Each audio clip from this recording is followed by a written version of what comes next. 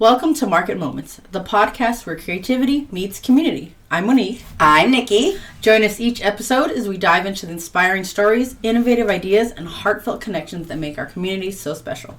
From makers turning their passions into purpose to the vibrant communities built around handcrafted goods, we're here to celebrate the artistry and the people behind every market moment. So grab your favorite cup of tea. Because we're going to spill some tea. Settle in and join us as we craft a stronger community, one market moment at a time.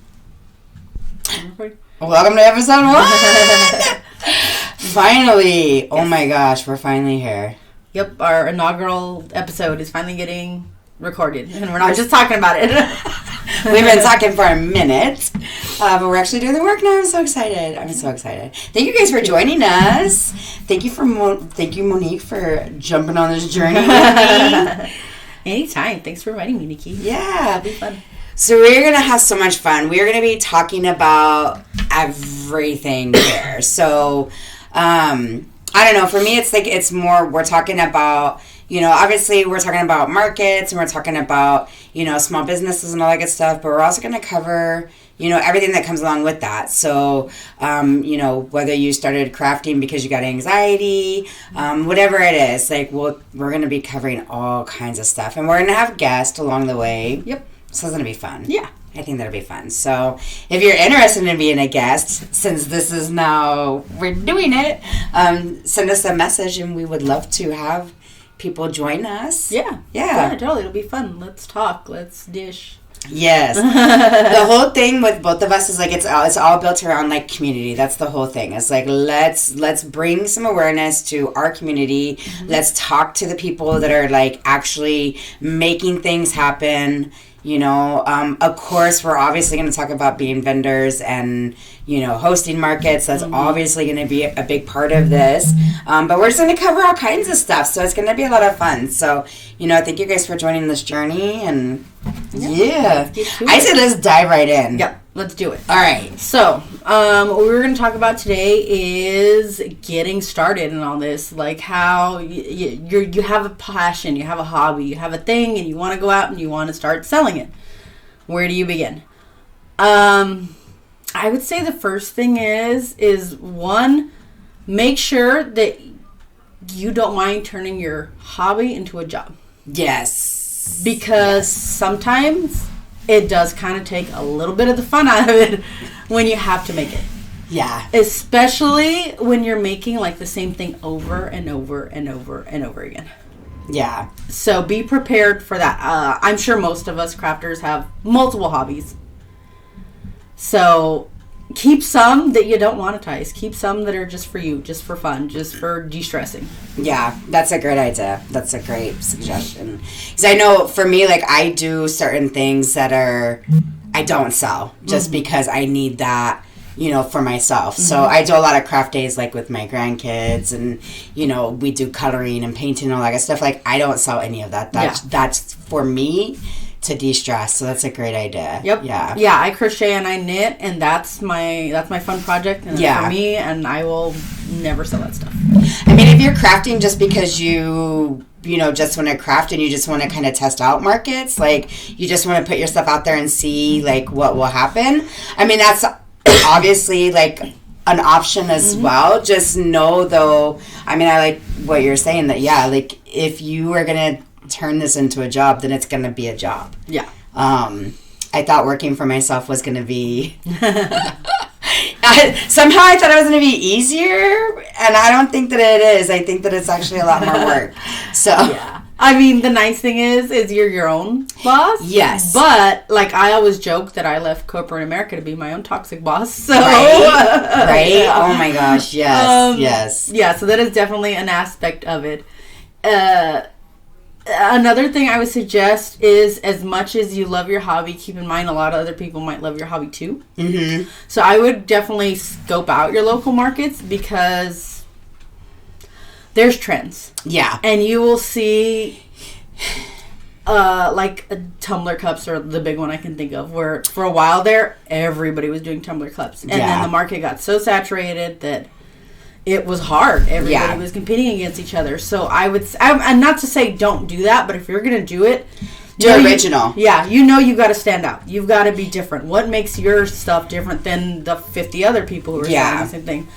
Same thing with crochet right now. That's really popping off. Crochet's really popping off. So if you're going to do that, again, you need to stand out. You can't come out there with the same chenille crocheted bee that everybody else is making. You got to make something a little different, something that makes you stand out. Yeah. I think like some big lessons that I learned along the way, like this is speaking like as a vendor perspective. So if you guys don't know, we both are vendors. I also got into hosting, so now I don't really vend anymore. I focus solely on my hosting. Exciting news. I can share it now. Like Best Vibe Market is officially a Best Vibe Inc. Yay! We are a nonprofit, so that way we can give back more to the community. But I have stopped vending at this point because I really want to focus on how to better serve the vendors, the small businesses, and the communities that we're a part of. So, we both speak coming from a vendor perspective, though. So, I think because I started selling cups, that was my thing. I was selling cups, and then, I would go to a market and there's like a bunch of other people selling cups, and I was like, I think the biggest advice I can give people is like, if you do original work, you never have to worry. Exactly. You never have to compete, and you never have to worry if you're doing original artwork or original work. Yep. Because, we can all slap anything on a cup or a sticker or whatever, and it's, Yeah. Yeah, and if you see 10 other people with the same thing, even if it's the same character, like if everybody's making Mickey Mouse cups, there's no original Mickey Mouse cup. So then, then that's when customers are going to go, okay, well, who's got the cheapest one? That's when it comes, Then the competition begins, and then you don't want to have to do that. Exactly. Like, I don't think that's fair for the small businesses to have to go through that. Mm-hmm. Yeah. Yeah, because you're putting a lot of time and work into making it. Yeah. And then, you're just trying to undercut each other. It's not fun. It's not fun. It feels ugly. I don't know. For me, anyway, it always did. Like, I was the type of person, like, I would go to the market and my prices would already be set. I don't care. I've done markets where there was, like, 10 other people selling cups and, like, everybody would start undercutting each other. And I'm like, my prices are my prices. You either take it or you leave it. Like, I'm not that person. But, it's an uncomfortable feeling to know, like, if your neighbor, especially, like, if your neighbor is selling something very similar to yours, and then, we're talking at a market, you guys are, like, tent to tent, so you're hearing each other all day long, so it's like, they're selling a cup for $15, and yours are at $20, like, exactly. If it's the same thing, the customer's gonna go for the $15 one, yep. And because it's gonna be the same design, and that's what they're gonna go, well, what's cheapest? Exactly. Agreed. So you gotta come up with a way to stand out and be different. For example, in my business, I run a bookstore, and we do blind date with the books. Those are like our biggest seller, and it's a surprise book, and you put lots of little goodies in it. And so to set ourselves apart, we mainly only do indie authors in our blind dates, and we put, I think, a different variety of like little goodies in than the majority that you see. So it's something that other people are doing, but we're doing it differently. So that helps. Same thing, like we do laser cut designs, but all of our laser cut stuff is book related. So it makes it different from the other laser cut designs. Because that's another thing that I've seen popping off lately is people with laser cut designs.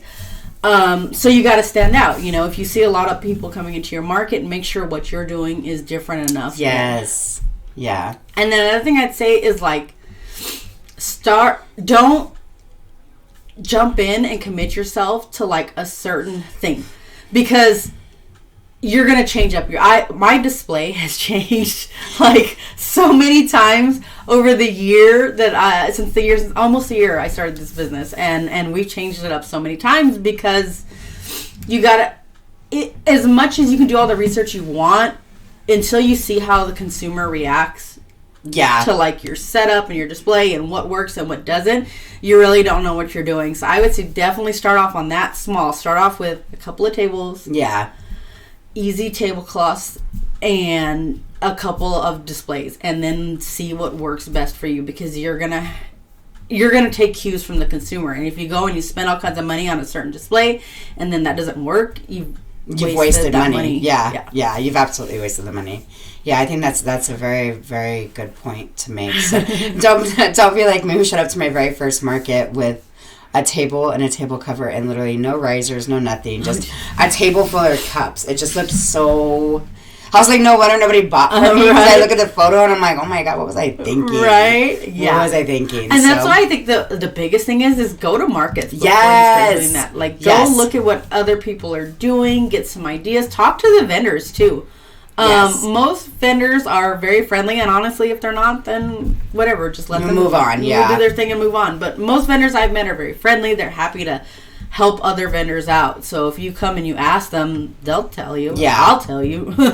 Yeah, I have no problems. I always share like with people like, hey, you know, try this or do this, or just to see how it's gonna go, you know. And the thing is, like, the displays are gonna be different depending on what you're selling too, you know. So if you sell desserts versus you're selling cups or crochet or whatever, like, it's gonna be a different it's gonna be a different setup. But if you connect with other like business owners that are already doing what you're doing, you know, find some that are, because I've ran into it with, especially early on, with people like being really, I'm not gonna say rude, but kind of just like not willing to help whatsoever. And I was just like, I was just like literally asking like where you got that from. Like, it's not that serious. Yeah, but you're not guarding some like big industry secret. Yeah, I'm like, we all shop from the same places even, really. So it's like, it's not that, you know, it's just like, oh, I got it here or whatever. But I don't know. I think it's just like, find people that are selling what you're selling and like connect with them, and don't, how do I say this?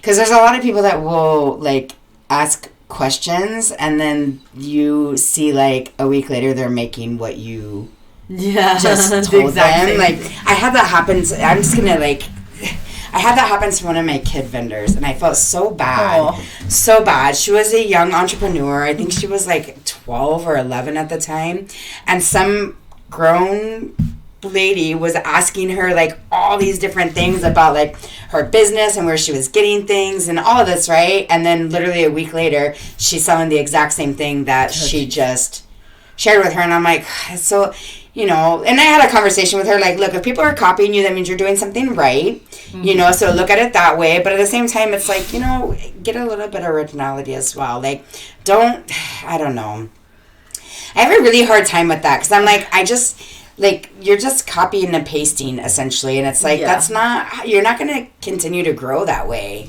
Yeah, because if you don't have that, like, drive, that creativity, how are you going to keep coming up with things?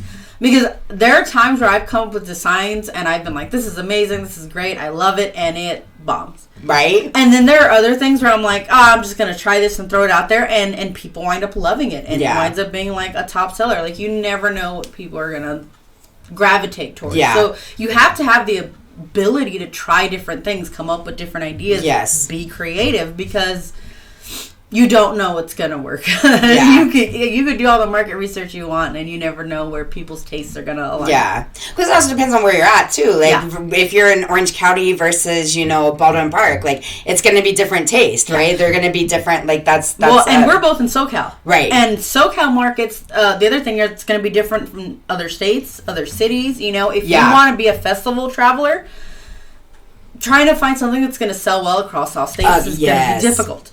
So then you have to know, okay, this does better in this market, this does better in this market, you know. For example, if you're like a crocheter, California, you're not going to sell big, thick scarves and big, thick beanies, really, because our weather's not that cold. We're pretty temperate here. So, you know, you need to make, like, cute little beach cover-ups or whatever, you know. That's a good idea. Right? I'm going to take notes, y'all. Feel free, because I am not going to crochet anything. I'm not going to crochet and try and sell it. Heck no. I love it. But, yeah, you've got to have that ability to, like, change things up on the fly. So if you don't have that, if you keep just looking at what other people are doing and copying it, you're not going to build your own creativity. Right. Yeah, because then I think too, like, that's a, oh my gosh. Well, we said we're spilling tea, so we're just gonna. Okay, we're back. We had to take a quick little break. We had a grandchild intruder. So, yeah. All right. So we were talking about, I don't know. Having different products for different areas. How, like, you can't sell the same stuff here as you would in other states. Yeah. So, yeah. Knowing your market's a big thing, for sure. And then, especially as a vendor, when picking events, different events, depending on the organizer, they're going to cater to, like, a different clientele. So that's something else you're going to want to look into, pay attention to. If you can go to an event before you sign up, that's going to be very helpful. Ideal. Yeah. Because then you can go and see, you can A, talk to the vendors that are there already, and then B, you can even talk to, like, yesterday at an event, I had a couple come up to me and chit chat with me that wanted to participate in a future event. Yeah. So they were able to actually, you should be able to talk to the organizer as well that day, just to ask any questions that you might have, and then you kind of get a feel for, like, what kind of clientele is going to be there. Yep. So I always tell people I think it's such a great idea if you can go check out the event before you actually apply. Agreed. So especially if like for, I'll say, like, for Best Vibe, like, we have 2 locations that are set. Like, we're always going to be there. You know, we're West Covina once a month no matter what, and we're in Glendora here twice a month no matter what. So those locations are always set, and so you're going to see very similar crowd nearly every time. So it's like you can go there and check it out, you know, to see if it's something that's going to fit for you or not. Yeah, and I'd say as a business, it helps you to have markets that you can return to. Yes. Because then you'll start seeing return customers. You know, if you tell people, hey, every time this event organizer is doing a market here, I'll be there. It lets them know that, like, it's like, oh, it's like that store that I can go to. You know what I mean? It's sort of like having a permanent location without having a permanent location. In essence, that's what a pop-up is all about, right? It's having a store, but not having to pay the brick and mortar. Exactly. You know, but you have a location that you're going to be at that you're able to sell your goods at, you know? Yeah, and just like having a brick and mortar, of course, there's risk involved in that because you don't know how many people are going to show up to a market. You don't know how many of those people are going to shop, if they're going to shop with you. I mean, don't forget, if you were opening up a brick and mortar and paying rent, you're not going to have, like, 500 customers coming to your store every day. Yeah. And a market's going to be the same thing. Like, some markets you're going to have a huge turnout and some of you aren't. And then sometimes I've vended at markets where we've had huge turnout, thousands of people, and people barely shopped. Yeah. And I'll talk to other vendors afterwards, and they're like, yeah, a lot of people looked, but nobody really bought. And so that's something else to keep in mind is that these things are hit or miss. Like, sometimes you're going to lose money. Yeah. And I like to talk to, like, I do surveys. I haven't done one in a while. I should probably do another one, but I'll send surveys, like, out to my vendors just to see. Because I think one of the big things, and you guys will hear us talk about this throughout different episodes, like, some of the stuff is going to be... because it's, like, really big things that happen, so we're going to be talking about it. Yeah. But, like, some of the markets, you know, would you rather go... I guess this is kind of, like, where I'm, like, posing the question is, like, would you rather go to a market where you're going to have, like, tons of foot traffic, but not much shoppers, or would you rather go where there's less foot traffic, but everybody's shopping? Exactly. You know, so it's kind of like that give and take. Because I'll say, like, for my markets, people aren't coming... The people that are attending the markets, the guests that are coming to the markets, they're not coming for, like, photo ops. They're not coming for freebies. Like, I do give out freebies, but that's not why they're showing up. They're showing up because they're coming to support the vendors. They're coming to spend money. They're coming to have lunch. They're coming to hang out, right? That's, like, why they're showing up versus, like, some other places, you know. And even me in the past where, like, they would show up to take pictures, you know, with characters or whatever, but they weren't spending. Yeah. You know, and that's something I learned early on as an organizer. I mean, not early on, but kind of, like, if you give out a bunch of free stuff, but how do I say this? It's like, it's been so challenging. I don't know, as an organizer, it's been really challenging to kind of, like, figure out, like, the different tweaks of, like, what works, what doesn't work. And again, this is specific to my market. It may not apply to other people's markets, but, like, for mine, it's, like, what works and doesn't work. If you're giving out a bunch of free stuff with, like, if I say I'm going to give you guys 50 items just for showing up to the market, but then there's no, like, incentive to shop with the vendors, then I was getting people that would show up, take the free stuff, literally take the free stuff and leave. Yeah. And it's like, I want to incentivize. Mm-hmm. Yeah. I'm like, yeah, that's the right word. Yeah.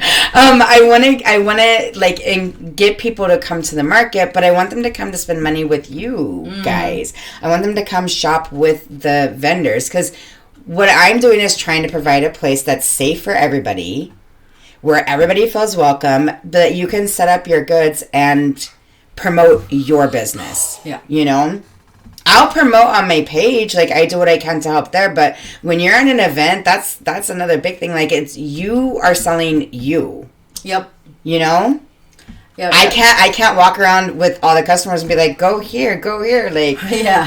I refuse to do that. Like, you have to put some work in as well. Exactly. You have again, that's where you treat it as if you had a brick and mortar store of if you had a permanent location, how would you bring people into that? Now, how can you transfer that into your markets? And that's something you have to figure out what works for you. Because, like, some vendors I'll talk to, they do great with business cards and getting orders later on. And some vendors are like, business cards are a waste of money. I never get shoppers. So, and some of these things you're just going to figure out with trial and error, with doing the markets, seeing what your customer base is like. Do they prefer to come and shop from you in person? Do they prefer to shop online? How many markets can you handle doing?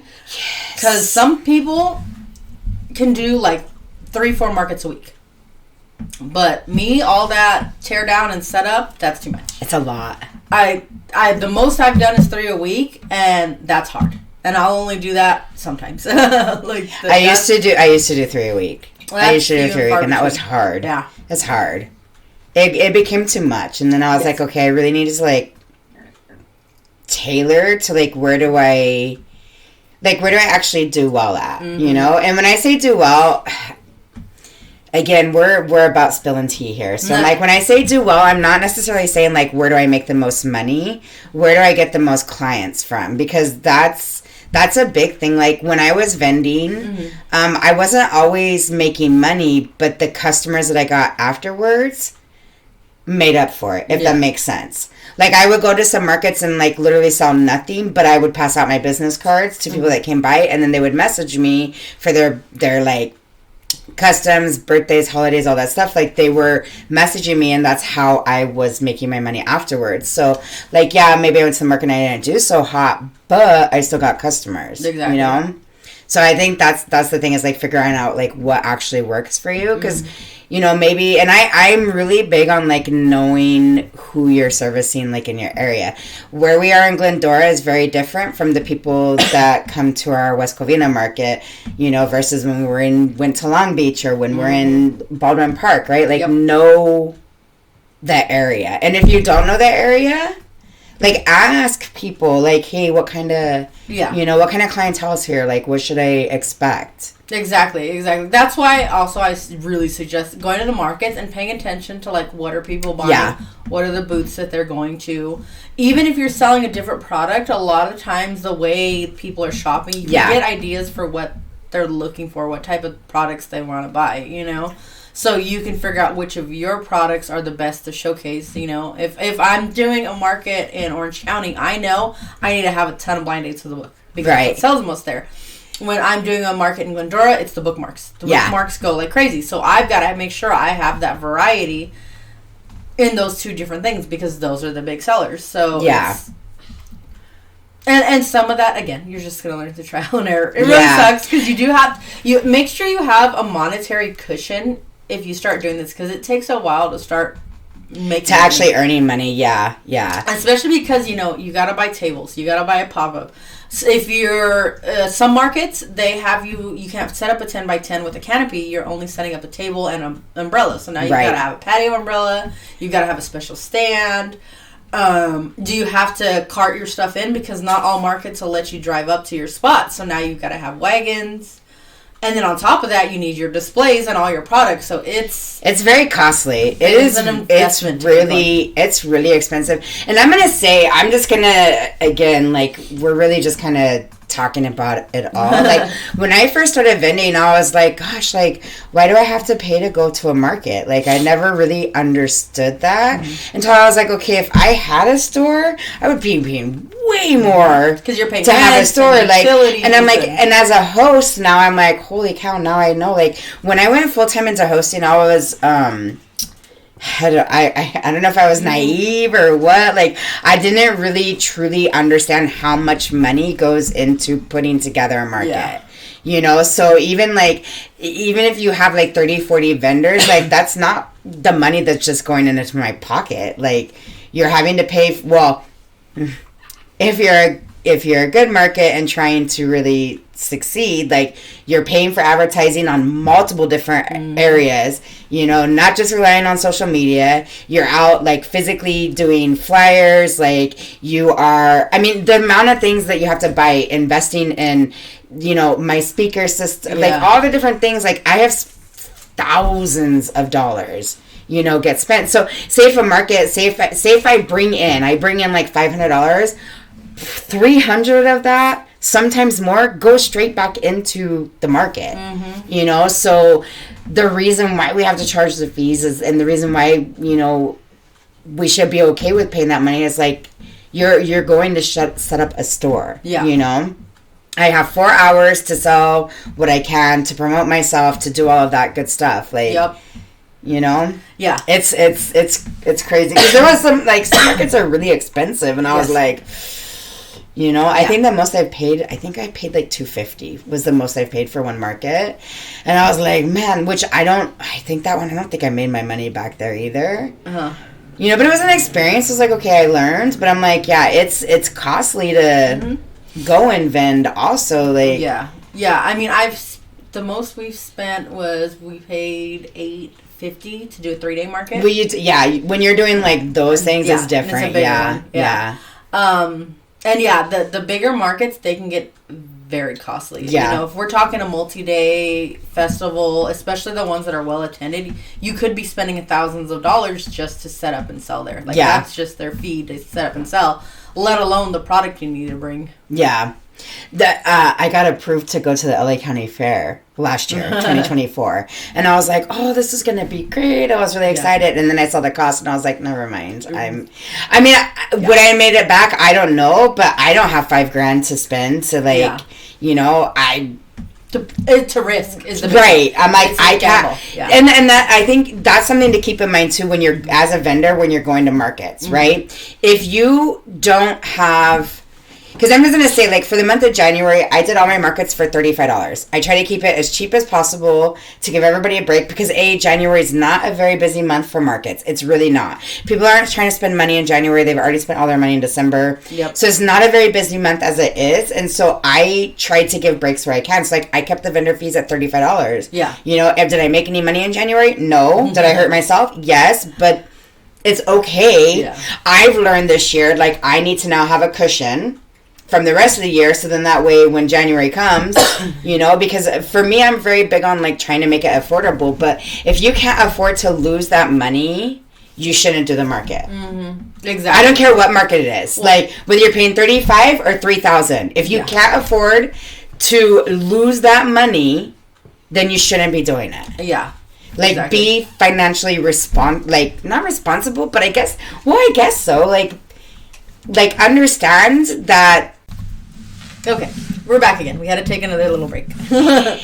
Anyone who doesn't know, we're filming this in my house with my grandchildren. So today is one of those days. It just is what it is. Grandma time. Grandma time, and, you know, grandma duties come first. But yeah, I think just really what it comes down to is, like, if you can't afford to actually lose the money that you're investing into the market, then you should not do it at that time. You know, wait until you have it. Well, and especially because, like, I know lots of vendors who are like, there's certain markets that they go to because they make good money all the time. And every now and then, they unexpectedly, it's a bad year and people don't shop. Like, I've talked to vendors who do the LA County Fair, for example.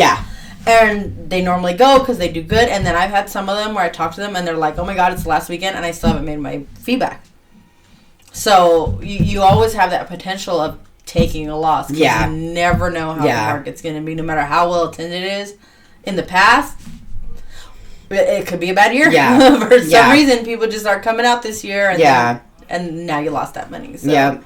Yeah, so you have to really, like, take everything into consideration. Like, don't go to a market thinking... I mean, obviously, like, the goal, obviously, is we want to make money. We want to sell our goods. Like, that's the goal. But you can't go into it just thinking 100% that, like, I'm going to make my money back, and I'm going to make this, and I'm going to get my rent covered, and all that stuff, because it may not happen.